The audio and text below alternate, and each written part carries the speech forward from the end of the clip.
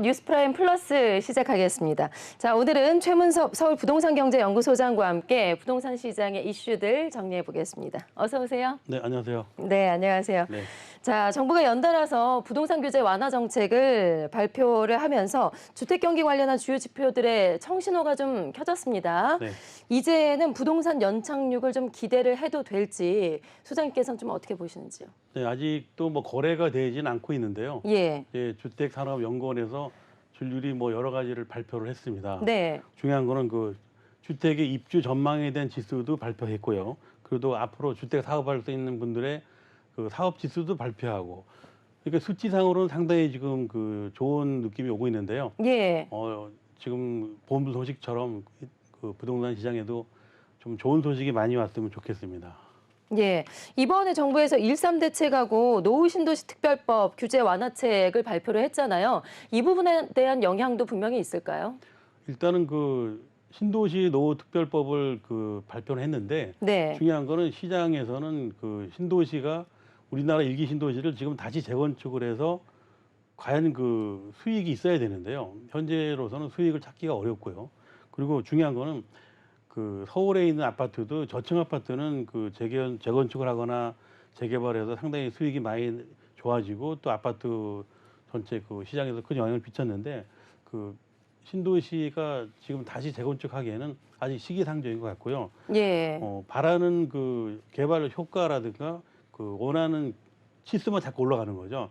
국민들의 그 기대라든가 일기 신도시에 살고 계신 분들의 어떤 그 정신적인 그 바라는 희망만 그 자꾸 올라가고, 실제는 현장에서는 그렇게 와닿지 않는 것 같고요. 예. 그 미국의 FD 그 연방제도에서 금리를 더 올릴 가능성도 있고요. 그 중요한 거는 앞으로 주택 사업을 계속 하느냐 하는 그 전망 지수는 올라가지만, 현재 시장에서는 정확한 그 정보는 아직 그 건설회사라든가 시행사라든가 모든 그 PF가 이루어지지 않고 있기 때문에 상당히 시간이 걸릴 것으로 보고 있습니다. 네. 자, 지금 화면에 그래프가 나오고 있는데요. 그래프 네. 한번 보실까요? 네. 이 규제 완화 이후에 급증하는 주택 관련 주요 경기 실사 지수인데, 네. 앞서서 소장님께서 말씀을 해주신 주택 사업 전망 지수, 아파트 분양 전망 지수, 아파트 입주 네. 전망 지수, 이렇게 나란히 모두 다 지금 11월 이후부터 계속해서 상승하는 모습을 볼 수가 있습니다.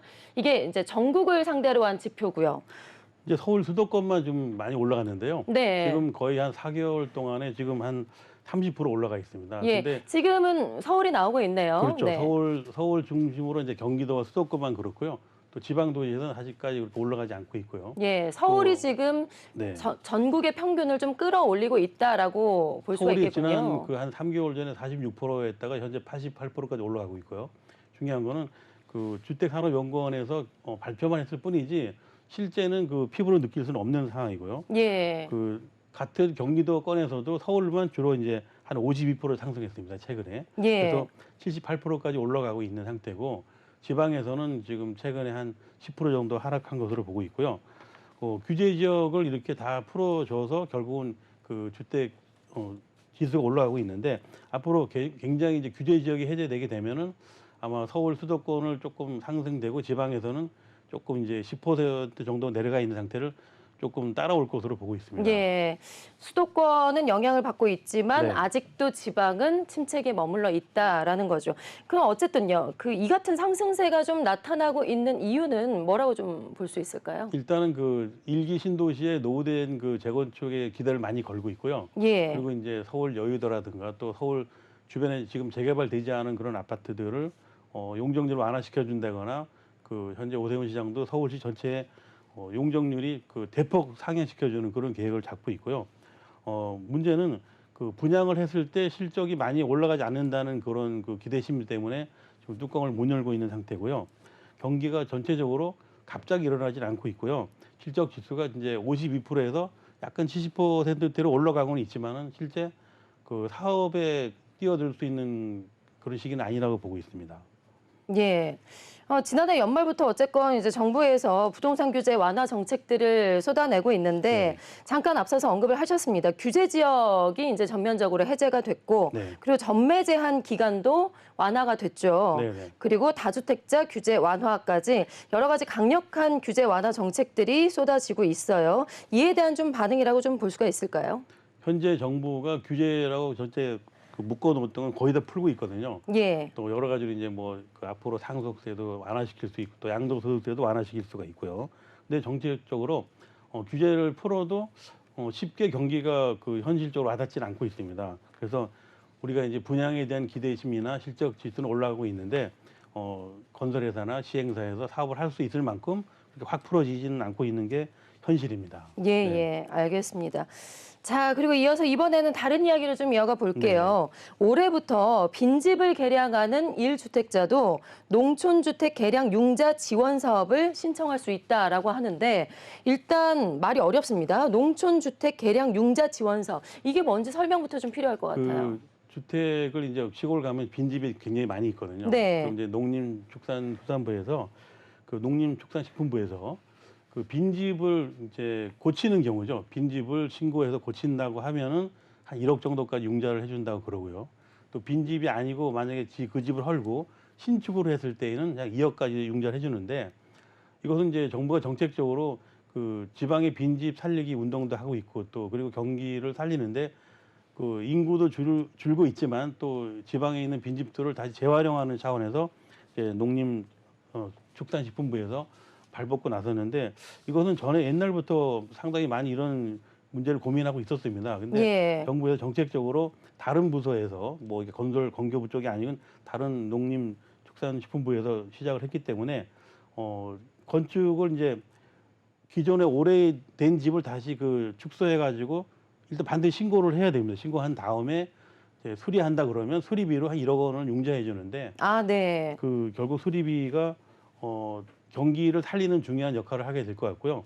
또 만약에 그 수리가 어려운 건물인 경우는 다시 신축으로 신고를 해가지고 개량을 하게 되면은 한 2억까지 융자를 해준다는 그런 계획을 내세우고 있습니다. 네, 융자를 해주는데 상당한 저금리로 융자를 지원해주는. 한 2% 금리로 해갖고 한 20년 정도 빌려줄 수 있는데요. 예. 오히려 그러니까 지금 집값이 그 하락한 데다가 농촌 주택 개량을 좀 도와준다는 차원도 좋은데 아마 금리가 2% 정도밖에 안 되는 고정금리라고 하면은 네. 20년 동안 아주 좋은 조건을 빌려주니까 이쪽으로 관심 있는 분들은 아마 헌집을 다시 한번 이참에 네. 리모델링 하시는 것도 좋을 것 같습니다. 네. 자, 그리고 혜택이 이것뿐만이 아닙니다. 이번 사업을 통해서 농촌주택을 개량하거나 신축할 경우에 세제 혜택까지 주어진다고요. 일단 집이 한 그 45평 정도 미만이 돼야 되고요. 중요한 거는 그 취득세 같은 걸 한 280만 원 정도를 감면을 해주고요. 예. 그리고 우리가 그 내 땅과 내 집을 이게 측량을 하다 보면은 그 측량비가 굉장히 많이 들어갑니다. 그러니까 지적 측량 공사에서 약 30% 정도 지원을 해주고요. 그래서 이 시골 집은 보통 금액이 보통 3억이 넘어가지 않습니다. 보통 그 3억 미만인 경우에는 취득세와 양도세를 다 해결해 주고요. 그러니까 그 취득세 양도세를 이제 정부에서 봐주는 거죠. 그래서 예. 아무래도 이제 빈집에 농촌 생활에 뭐 세컨드 하우스로 쓴다거나 아니면 투기와 투자를 생각하지 않고 일단 저리로 융자를 해주면서 농촌의 경기도 살릴 겸 결국은 한 지방에 있는 집들을 소시민들이 세컨드 주택으로 쓸 수 있도록 정책적으로 많이 도와주고 있습니다. 네. 저금리에다가 네. 장기간 동안 저금리에다가 이렇게 세제 혜택까지 주어진다고 하니까 네. 이 기회에 농촌에 세컨하우스 계획을 해보시는 것도 좋을 것 같습니다. 자, 그다음 이슈 짚어보겠습니다. 코로나19 이후에 관광이나 여가 분야에서 가족 단위의 선호 경향이 상당히 좀 뚜렷해지고 있다고 합니다. 네.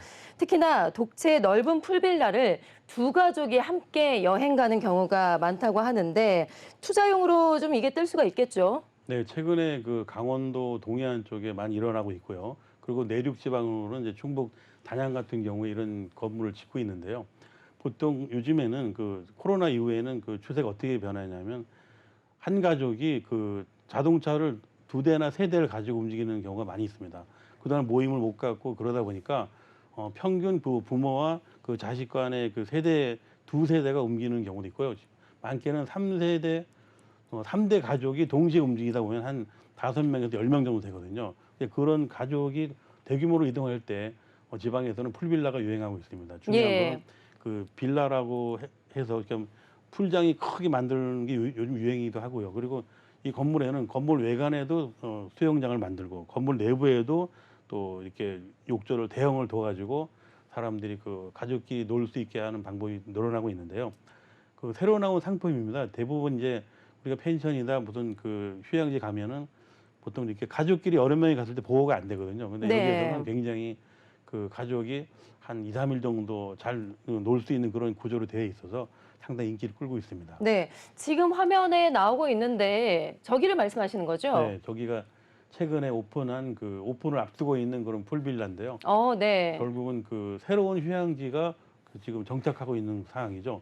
그러니까 건물이 높지 않으면서 집 안에서 목욕을 할 수 있고 또 집 바깥에도 수영을 할 수 있는. 그래서 올 봄에는 대가족이 움직일 때는 결국은 저렇게 두 가지 기능을 다 합친 건물에 예약을 하셔서 가보는 것도 좋은 방법이 될 것 같고요. 네, 내부도 정말 깔끔하고 너무 예쁘게 꾸며놨네요. 네, 앞으로는 저런 그 좀 새로운 형태의 어떤 그 취미 생활과 그 여가를 보낼 수 있는 그런 휴양 시설이 계속 늘어나고 있습니다. 예, 전체적으로는 이제 현대식으로 이제 모던하게 꾸며놨지만 네. 곳곳에 약간 그 한국의 미가 좀 느껴질 수 있게 또 인테리어를 해놓은 것 같아요. 아까 보니까 지붕에도 네. 약간 지프로 덮어놓은 것 같은, 네, 지금 화면에 나오고 있죠. 네, 굉장히 보기 드문 사진인데요. 예. 저런 건물 같은 경우는 저게 옛날 뭐 처가집 그 형태를 만든 건데 결국은 저것도 수명이 거의 반영구적이고요. 그리고 예. 일단 요즘은 그 사진을 찍거나 뭐 뷰를 많이 결국은 그 간직해야만 가족끼리 갔다 왔을 때 여행 기록이 남거든요. 예. 그래서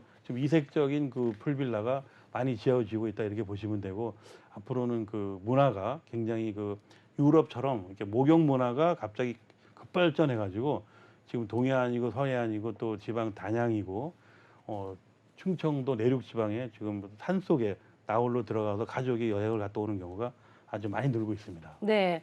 그러니까 인테리어 보니까 현대와 고전의 미가 상당히 잘 어우러진 것 같고 사실 이런 풀빌라들이 워낙에 많잖아요. 네네. 그렇다 보니까 소비자들이 뭔가 사진을 보고 선택을 할 때 네. 저런 인테리어나 디자인 같은 것도 상당히 이제 중시할 수밖에 없거든요.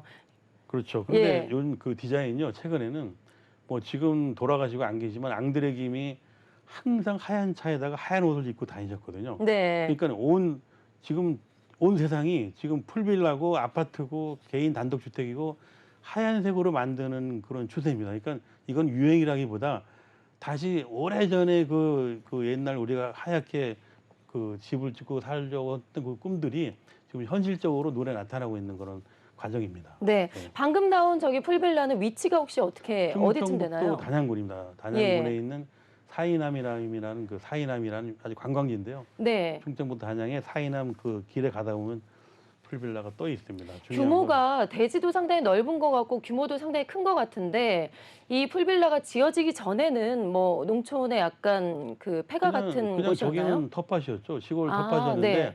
그 단양 사이남이 굉장히 관광지로서 그 8개 8경 중에서 가장 좋습니다. 그리고 중요한 건 아예 풀빌라가 저렇게 많이 들어서면서 아예 단양 풀빌라 마을로 그 이름이 그 바꿔지는 과정입니다. 네. 잘 모르시는 분들은 단양 풀빌라 동네 마을 이렇게 하시면 충분히 찾아갈 수가 있고요. 예. 무엇보다도 새로운 체험이니까 뭐 여러 번 구경을 가거나 여행을 가서 실패하느니 한번 가족끼리 대형으로 모여가지고 재밌게 놀다 오는 것도 추억이 될 것 같습니다. 네. 전체가 저렇게 여기만 풀빌라가 이제 떡하니 있는 것이 아니라 네. 마을 전체가 그렇게 관광지로서 지금 꾸며진 거거든요. 네, 요즘에는 예. 그 관광지가 누가 한 사람 들어오면 여러 개 들어오기 때문에 예. 지금 단양 사이남 일대에는 펜션이 거의 풀빌라가 우후죽순으로 많이 들어서고 있는데 그 중에서 최근에 그 디자인된 것이기 때문에 앞으로 상당히 인기를 끌 것으로 보고 있습니다. 예, 알겠습니다. 자, 그리고 그동안 미분양의 무덤으로 알려졌었던 이번은 전남의 담양입니다. 앞서서는 충북의 단양이었고요. 네네네. 이번에는 전남의 담양인데 이 마을에 기적이 일어났다고 합니다. 상가가 완판이 됐고요. 그리고 현재는 주택까지 분양에 나섰다고 하는데 이 불황을 어떻게 이겨냈는지 궁금한데요. 그 충북 단양에서 제가 살면서 가끔 이렇게 담양하고 단양하고 상호가 좀 비슷해가지고 네, 헷갈리네요. 그런 게 있는데 전라남도 담양입니다. 전라남도 담양에 한 10년, 15년 전에 그 메타스카이어 마을이 생겨가지고 그 마을길에 그 관광지가 되면서 그 스위스 마을이 생겼습니다. 예. 유럽 마을이 통째로 생겨가지고 거기가 관광지가 돼버렸는데요. 충청부터 단양도 여행지가 많은데 전라남도 담양은 지금 인구가 그 여행 관광객 인구가 1년에 한 700만 명이 간다고 그래요. 그래서 제가 좀 이렇게 알아보니까 전라남도 담양 자체가 우리나라 10대 여행지에 꼽히는 겁니다. 그러니까 예. 10대 여행지에 단양 그 담양군 자체가 뽑혀서 지금 관광객이 700명이 가는데 700만 명 중에서 그 메타스카이어 마을에만 약 300만 명이 들어가거든요. 근데 거기 그만큼 관광지가 많이 되고 있고 예. 그리고 최근에 거기에 너무 사람들이 많이 가다 보니까 그 서울 압구정동처럼 노대오 거리가 생긴 거죠. 그러니까 뭐 온갖 먹을 거와 또 즐길 놀이와 이런 게 잘 돼 있고요. 예. 그리고 그 주변에다가 이제 어떤 개발 업체에서 상가를 분양했는데 상가가 80개였는데 분양이 완판이 되고 결국은 그 현재 남은 것은 주택 한 20채 남아 있습니다. 중요한 거는 그 담양군에서 그 정책적으로 많이 밀어주고 있고요. 그리고 그 관광객이 그 만족도가 담양이 상당히 굉장히 그 지수가 높고 그리고 전체적으로 상권이 형성이 잘 돼 있어가지고요. 예. 많은 젊은 사람들이 와서 충분히 만족하게 놀다 갈 수 있고 숙박시설도 잘 돼 있는데 그 인근에 마을이 새로 생겼는데 제가 이번에 압구정동에 있는 마을이랑 거의 흡사하게 닮았다 그래서 압구정동 마을로 이름을 지어줬습니다. 근데 네. 어떻게 보면은 우리가 그 지방 도시가 지금 지자체에 많이 노력을 하고 있는데 그 원래 모습에서 그 도시를 따서 뭐 노대오 거리를 만들었지만 결국은 서울에서도 결국은 그 최근에 압구정동이 옛날처럼 그렇게 인기가 높지는 않거든요. 그런데 전라남도의 담양군 안에 서울의 압구정동을 옮겨놓은 것처럼 아주 아름다운 마을이 생겼고요. 그리고 그 마을이 결국은 지자체를 살리는 데 큰 도움이 될 것 같고 그리고 관광객들이 검색률이 전국에서 가장 많이 좀 늘어나고 있고요. 네. 또 거기에 뭐 한옥 체험 마을도 있고 또 주변에 유럽 여행을 안 가시더라도 전라남도 담양에 가시면 그 유럽 전체를 그 구경한 것처럼 굉장히 그 만족도가 높다고 합니다. 예. 지금 화면에 나오고 있는 것이 말씀하신 전남 담양에 있는 한 네. 마을인 건데 그렇죠. 이게 단순한 이제 펜션 관광지가 아니라는 거죠. 주택이라는 거죠. 주거용. 여기에는 이제 다른 전 세계에 없는 새로운 스타일인데요. 예. 그 전체적으로 마을 안에 상가가 형성이 돼 있고요. 예. 또 서울 압구정동의 노대오 거리처럼 온갖 먹거리와 이불거리 또 놀거리가 아주 완벽하게 잘 돼 있습니다. 그래서 그 이웃에 한 500m 지점에다가 그 소아르떼라고 마을이 또 탄생했습니다. 네. 그러니까 이 마을 이름은 소아르떼인데 제가 그 부르기가 되게 어려워가지고 차라리 그냥 서울에 있는 압구정동을 옮겨놓은 것과 똑같으니까 압구정동 마을이 새로 탄생했다고 인정을 하게 됐고요. 네. 그리고 지자체에서 그 한 10년, 20년부터 계획적으로 개발했기 때문에 이번에 전라남도에서는 결국은 상가가 완판이 되는 일이 생겼고 또 다른 부동산 개발하는 분들도 거의 주택이 분양이 되고 상가가 분양이 안 되는 경우가 많았는데 여기에서는 지금 장사가 잘 되고 있고 또 이 주민들이 만약에 저게 오픈이 되게 되면 한 200만 명 이상의 그 관광 수요가 더 늘어날 것으로 예측하고 있습니다. 예. 아니 그러니까 이게 단순한 관광지 뭐 펜션 숙박 시설이 아니라 네. 주거용이라고 하면 주변에 이제 주거 환경이 이제 갖춰져야 되는 거고 이제 한마디로 이제 직장도 있어야 되는 거잖아요. 주변에 인프라가 그렇게 다 갖춰져 있는 상황인 건가요? 현재 그 인프라가 여행지로서는 그 우리나라에서 가장 잘 돼 있습니다. 일단은 네. 상권이 형성이 잘 돼 있고요. 또 메타스카이라는 그 나무 자체가 관광객들이 너무 많이 오고 그리고 또 그 담양군에는 카페만 지금 제가 알기로 한 400개 정도가 있어요. 예. 군 단위 4만 명 인구 중에 카페가 400개나 되다 보니까 예. 전국에서 사람들이 모여가지고 그 카페 문화를 즐기고 있고요. 그리고 중요한 것은 그 숙박 시설이 부족하다 보니까 지금 나머지 지금 20가구 정도 남아 있는 집도 결국은 분양이 되게 되면은 그 숙박한 후에 결국은 그 내가 사는 집이 아니고 노후에 그 숙박 에어비앤비라든가 아니면 거기에 그 기숙사 직원들이 기숙할 수 있는 그런 소규모 그 수익형 부동산으로 탈바꿈할 수가 있는 곳이고요.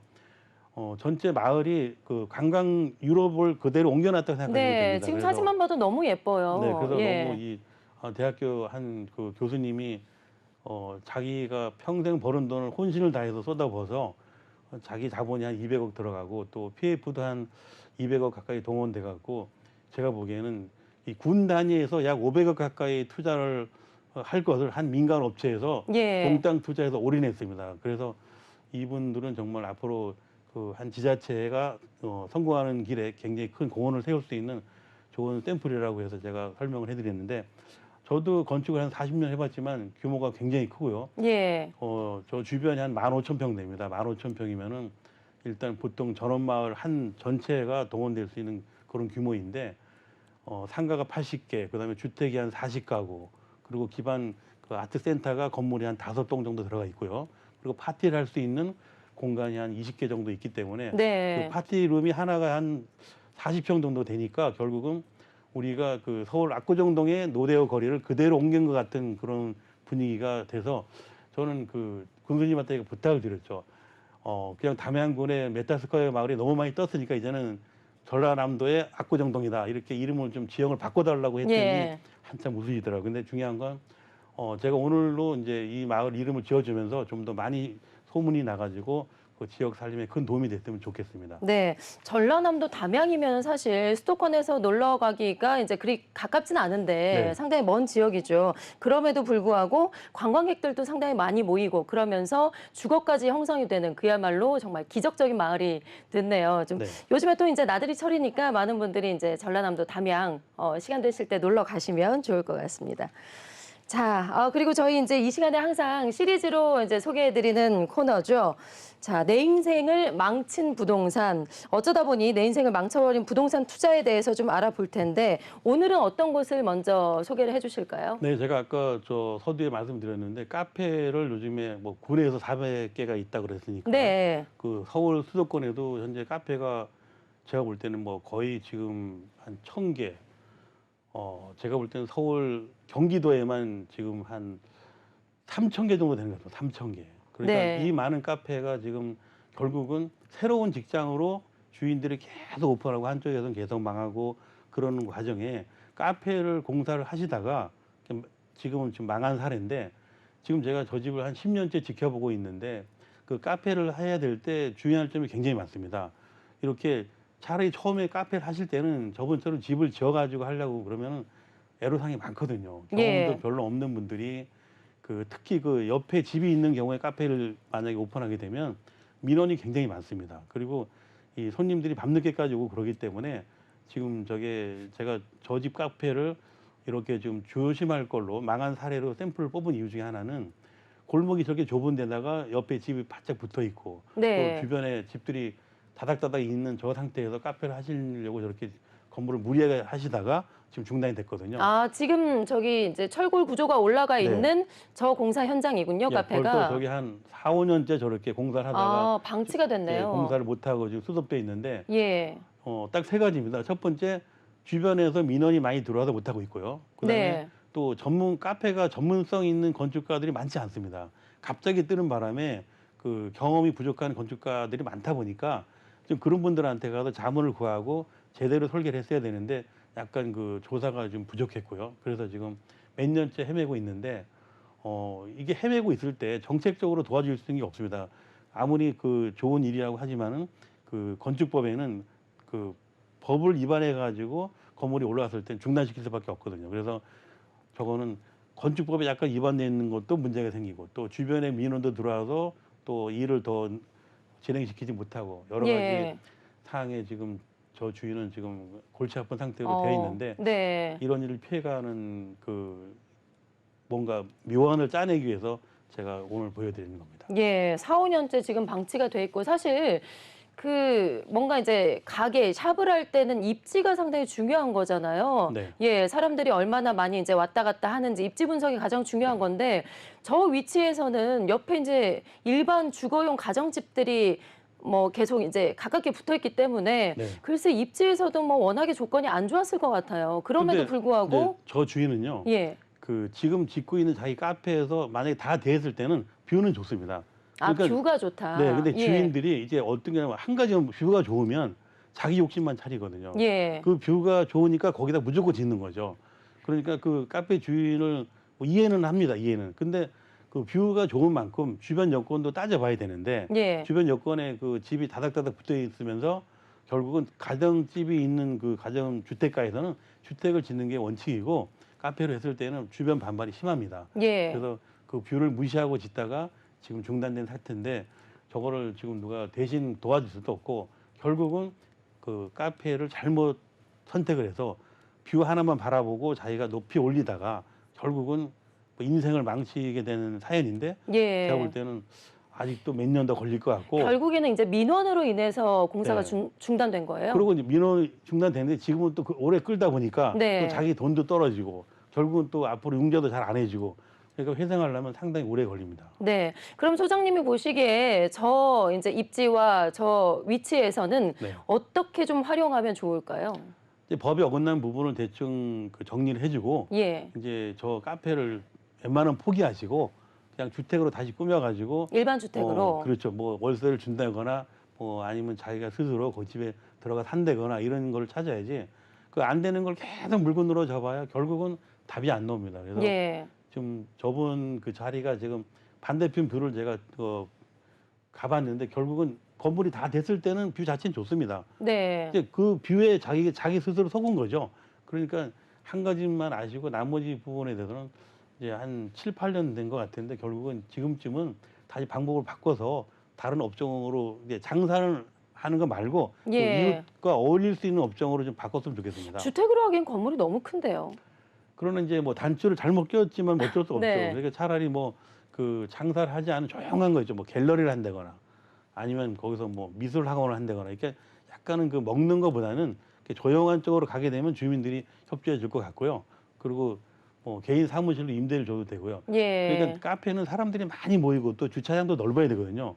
그러니까 주차장도 열악하고 좁은 땅에서는 카페를 하려고 하는 분들은 제발 좀 피했으면 좋겠습니다. 예. 대체적으로 위치는 혹시 지금 저기가 어떻게 될까요? 저기는 그 굉장히 가까운 데입니다. 이거 팔당 근처입니다. 아, 예, 팔당 근처요? 근처, 예. 예, 여기까지. 알겠습니다. 자, 마지막으로 또 이제 전해드린 저희 시리즈 코너죠. 내 인생을 이번에는 살릴 수 있는 리모델링 꿀팁에 대해서 말씀을 드리겠습니다. 자, 오늘은 어떤 꿀팁을 가져오셨을까요? 네, 제가 아까는 그 담양에 가서 그 내부 인테리어 파티룸을 보고 네. 제가 깜짝 놀랐습니다. 제가 그 사진을 제가 많이 보고 나다 보니까 그 우리나라에서 지금 보통 봄 되고 그러니까 집수리를 많이 하거든요. 아파트도 그렇고 카페도 그렇고 가장 기본이 뭐냐면 온통 하얀색으로 만드는 겁니다. 예. 온통 하얀색으로 만드는 거는 그 최근에 많이 유행을 했는데 제가 오늘 그 돌아가신 앙드레 김 선생님이 많이 생각나는데 온통 집안을 어떻게 하든지 하얀 색깔로 바꾸는 게 살 길입니다. 그러니까 앞으로 가구를 사실 때도 그 가구도 하얀색을 사고 예. 그리고 그 하얀색으로 만들기 위해서는 그 집에 있는 천정 몰딩을 안 하는 게 좋아요. 아, 몰딩을 네, 생략하고. 그렇죠. 저 집을 사진에 보시면 네. 그 몰딩 선이 없잖아요, 그죠? 그리고 또 집 안에가 하얗게 보이지 않습니까? 그리고 그 바닥 마루에서 그 벽 사이도 보면 걸레바지가 없어요, 이렇게. 그러니까 라인이 없어지면서 이 탁자처럼 하얗게 돼가는 게 요즘의 추세고요. 네. 저거는 아직 오픈되지 않은 그런 그 인테리어인데 자세히 보시면은 그 선이 있대 그 선 라인을 없애버린 거죠. 그래서 온통 그 계단이나 싱크대 같은 경우는 그 색깔이 들어가지만 벽이나 바닥이 온통 하얀 거예요. 예. 그래서 너무 깔끔하고 예쁘네요. 그래서 하얀 집에는 냉장고도 하얀 걸 들여놔야 되고요. 그리고 조명도 눈에 잘 안 보이게 만들 수 있고요. 그러니까 벽하고 바닥이 하였을 때는 그 하얀 자동차처럼 집이 더 커 보이는 거죠. 네. 그래서 우리가 승용차나 이렇게 뭐 자기가 좋아하는 그 가구를 샀을 때는 앞으로 흰색을 선택하시면 그 집을 넓게 쓸 수 있는 방법이고 또 장기적으로 봐서 그 조명도 천정 중앙에 다는 것보다 저 집처럼 건물 그 가장자리에다 조명을 켜가지고 넓게 보이게 만들고요. 그리고 벽을 이렇게 반듯하게 할 필요가 없고요. 약간 그 동그랗게 이렇게 말 수도 있고요. 이 라운드 여기 탁자처럼 이렇게 약간 원형을 주는 것도 괜찮은 방법이고요. 그래서 온통 리모델링이나 그 인테리어를 하실 때 지금 사진에 보여드린 것처럼 화이트로 만약에 공간을 꾸민다면은 돈도 줄일 수 있고 그리고 나중에 세월이 지나도 우선 관리하기가 되게 쉽습니다. 그리고 저게 욕조 그 샤워부스 같은 경우도 하얗게 돼 있고 또 타일을 굳이 안 붙여도 됩니다. 지금은. 예. 그래서 모든 인테리어를 온통 하얗게 하는 게 2023년도에는 새로운 그 어떻게 보면 트렌드라고 볼 수 있어요. 그래서 제가 가끔 그 앙드레 김 스타일이 앞으로 계속 뜰 거다. 이렇게 예언을 하고 있고요. 네. 그리고 모든 분들이 근데 그렇게, 이제 네. 가정주부 같은 경우는 너무 때타지 않을까 많이들 걱정하실 것 같은데요. 예, 근데 저희 소재가 그 저것도 마찬가지로 우레탄 에폭시라 그래가지고요. 네, 우리 소재가- 지난번에 에폭시 네, 그 소개해 주셨잖아요. 소재가 이 네. 백색도 나옵니다. 흰색도 나오기 때문에 절대 때가 안 탑니다. 예. 네, 그리고 저렇게 되면 화재가 절대 안 나고요. 중요한 거는 그 화이트한 공간은 집을 2배로 비싸게 보여주는 거죠. 그래서 요즘 연예인들 보면 가끔 이렇게 텔레비에 방송에 나오더라고요. 네. 그냥 온통 하얀데 저도 처음에는 그게 정신적으로 좀 문제가 있는 것 같고 이해를 못했어요. 근데 네. 공사를 하다 보니까 모든 분들이 그냥 화이트를 원하고 있고요. 그리고 지금은 특별한 실력을 생각하지 마시고 어떻게 하면 하얗게 만드나 이것만 생각하시면 됩니다. 욕조도 완벽하게 하얗게 나오고 앞으로는 그 자동차도 하얀 차, 집도 하얀 집, 옷도 하얗게 입지 않을까 이렇게 예상하고 있어요. 네. 저렇게 하얗게 꾸미면 네. 뭐 전체적으로 공간도 좀 넓어 보이고 네. 말씀하신 대로 옛날에는 조명이 항상 가운데 있었는데 네. 저렇게 벽 쪽으로 배치를 하면은 더 넓어 보일 수 있다라는 그렇죠. 거죠. 그리고 천정에 조명을 달면 좀 불안하거든요. 그러니까 예. 차라리 스탠드를 벽에 세워서 쓰는 방법도 좋고요. 우리가 외국 호텔 가보면 항상 침대 옆에 스탠드가 있지 않습니까? 그러니까 네. 우리나라 조명을 누가 가르쳐 주는지 항상 어느 집 가도 거실에도 큰 거, 방에도 큰 걸 달아놨는데 그거는 그렇죠. 잘못된 겁니다. 그래서 예. 앞으로 저런 인테리어를 하얗게 하실 때는 예. 조명을 거꾸로 벽에다 비치는 거죠. 반대로 불을 켜서 그 벽에다 붙이게 되면 훨씬 더 분위기가 부드러워지고 집이 갑자기 그 고급 주택으로 변합니다. 네. 마지막으로 하나만 더 궁금한 거예요. 앞서서 요즘에는 이제 몰딩을 없애는 추세다. 네. 걸레바지도 다 없어졌다 하는데 없어지니까 훨씬 깔끔한데 네. 과거에는 그게 왜 있었던 거예요? 일단 그 벽에다가 네. 그 목수가 합판을 붙이거나 예. 그리고 벽을 반듯하게 하려면 석고보드 붙입니다. 예. 석고보드 붙이다 보니까 결국 그런 거 걸레바지를 하게 됐고요. 그리고 벽지를 하거나 이렇게 장판을 깔게 되면 그 소재가 틀리기 때문에 그 소재를 마감하는 선이 걸레바지거든요. 아, 네. 그러니까 이 바닥하고 벽을 아까 말씀드렸지만 에폭시로 같은 소재를 하게 되면 예. 그 라인에 걸레바지나 그 선이 없어도 되거든요. 그렇죠. 그러니까 소재를 천장이나 벽이나 바닥을 같은 걸로 바르라는 거죠. 예. 그래서 결국은 하얀색은 그 약간 품질은 다릅니다. 벽에 바르는 색이 다르고 바닥 바르는 그 품질은 다른 건데 같은 하얀색이었을 경우는 굳이 재료를 할 분리할 필요가 필요가 없다. 없거든요. 네. 그 재료를 분리하기 위해서 몰딩을 돌렸던 거다. 예. 걸레바지도 재료를 분리하다 보니까 돌린 건데 재료 분리를 안 하면 결국은 집이 고급스러워집니다. 예. 그러니까 그거 괜히 비용 들여서 예전 비싸게 했는데 네. 이렇게 화이트 톤으로 하면은 네. 굳이 할 필요도 없다. 비용 절감에도 효과가 저도 있는 거네요. 방송을 통해서 재료 분리를 안 하니까 고급스러워진다는 말을 처음 했습니다. 네. 그런데 결국은 그 재료 분리 내가 집을 좀 촌스럽게 만드는 거죠. 결국은 세련된 집은 라인이 없더라는 거죠. 예. 네. 알겠습니다. 도자기도 아주 좋고 비싼 거는 색깔이 없습니다. 그냥 하얀색이 결국은 좋은 그릇인 거죠. 네, 알겠습니다. 자, 이렇게 내 인생을 살릴 수 있는 리모델링 꿀팁까지 모두 다 알아봤습니다. 지금까지 최문섭 서울부동산경제연구소장과 함께했습니다. 고맙습니다.